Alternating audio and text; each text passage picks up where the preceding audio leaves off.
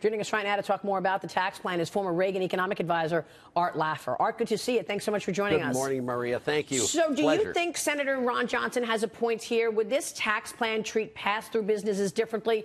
Given now, the pushback, as you heard from Kevin Brady and Peter Roskam earlier on the program, is that corporations already get taxed twice. So they've got a 20% corporate rate, but then they're also getting taxed on dividend treatment, on other things, so another 20%. So that's how they, square this circle. But still, corporate at 20%, pass-through at 25%. I'd like to see Ron Johnson win this argument and get it, but I sure as heck don't want to see him not vote. But, Maria, all of these discussions are focused on the wrong issue. They're all looking at static analysis, and the whole reason for this tax bill is to get economic growth. We want everyone in America to pay more in taxes if we can, because they get jobs that they heretofore did not have. They get higher wages that make them pay more in taxes. Economic growth is the answer, and economic growth is the one engine that creates tax revenues. So what we're looking at here is a bill that promotes growth, not static analysis of who pays more in taxes, who pays less. That's silly talk. What you need to do is talk only about the dynamic growth, and that's the key to this bill. All right. You make a really good point, and I'm glad you said that because I wanted to hear your take on this. I know, you've thought about this and worked on this for so long, so it doesn't bother. I mean, it might be silly talk to you, but it's not silly talk to the New Yorker or the New Jerseyan who's actually going to see their taxes go up. It doesn't bother you. Wait, it doesn't bother you then that eliminating the state and local deduction will mean higher taxes for some people, and it doesn't bother you that those people are going to be paying that higher tax as a way to pay for the 20% corporate rate, because you're all about growth, and once the 20% leads to growth, then everybody benefits, is what you're saying.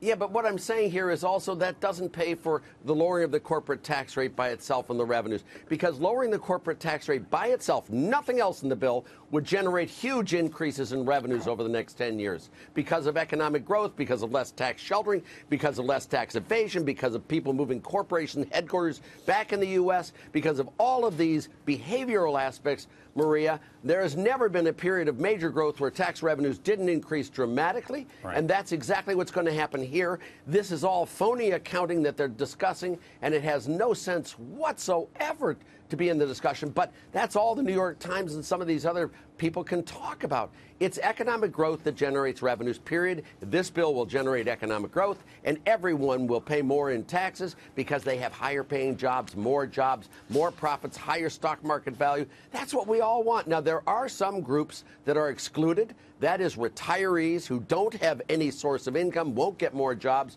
They do have problems. But all of the dynamic sectors of the economy will do far, far better with this bill. Art, Steve Cortez here. To that point of growth, how you doing? To that point of growth, I think it's amazing to me that a lot of people on Capitol Hill have suddenly become deficit hawks. It's almost like they found religion now after living an entire life of iniquity, right? And now they're going to be high and moral, $20 trillion of debt. But to me, when I look at the debt, because we're unwilling politically as a country to touch entitlements, and I just think that's a fact, if that's the case, there's no way out other than growth. I mean, isn't that the reality? That's it. You're exactly correct. That's the discussion that should be had. And, of course, this bill generates lots and lots of growth. We're the least competitive country in the world. We have all of these tax shelters. Do you know how much tax sheltering goes on in corporate income? I mean, I think the actual effective tax rate is something like 17%, 16%. Over half of all corporate income is sheltered. My goodness, tax evasion, it's enormous. Everyone knows that. You can look at any of the literature. Also, the choice of business forms, where headquarters of companies are, all devoid of looking at economic growth. Those factors will pay for themselves over and over again. You talk about all the benefits that we get from the business side of the tax changes that they're putting in place, bringing down the corporate rate to 20%, lowering the pass-through rate.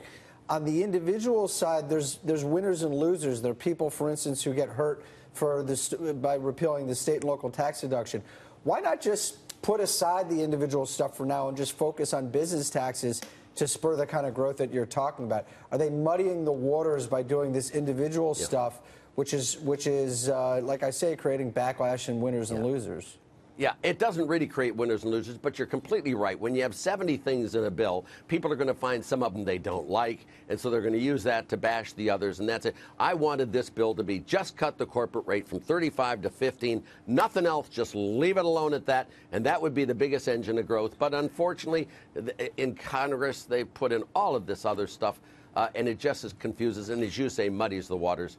We should get rid of the individual state tax payments, should get rid of that deduction.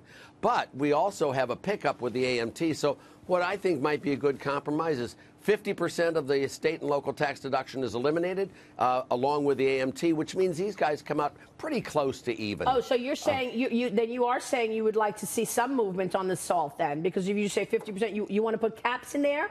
No, I just want to get this thing through the House and the Senate, Maria. It should be eliminated entirely in a correctly new described tax reform. There should be no state and local tax deductions, period. Yeah, well, let me ask you, though, Art, is that going to trigger an exodus out of these high tax states? Because I do believe that over time, this will pressure the governors and mayors of those cities and states that have high taxes, like New York, to actually pull in spending and lower taxes. So over time, it will have an impact. Do you think it's going to have an impact right away where people will move out of New York? Because why pay 53% if you can pay nothing in Florida? The roads and the planes are so full already out of New York, Connecticut, Minnesota, all these other states. There's no room left for anyone additional to leave the states for a couple of years. You got to buy a ticket about 7 years ahead of time. No, seriously, of course it will lead to more exodus from these horribly run states. And they will have to leave. We in Tennessee have no income tax. Everyone's moving here, and they're bringing their money with them. I mean, we've had this huge increase in adjusted gross income from net in-migration. We have the fastest growth in the nation. We have a surplus of $2 billion. Yeah. But do they talk about our state? No, they look at the New York model, Connecticut model, Illinois model, Kentucky, Tennessee, West Virginia. I mean, it's shocking. Yes, of course they'll move faster.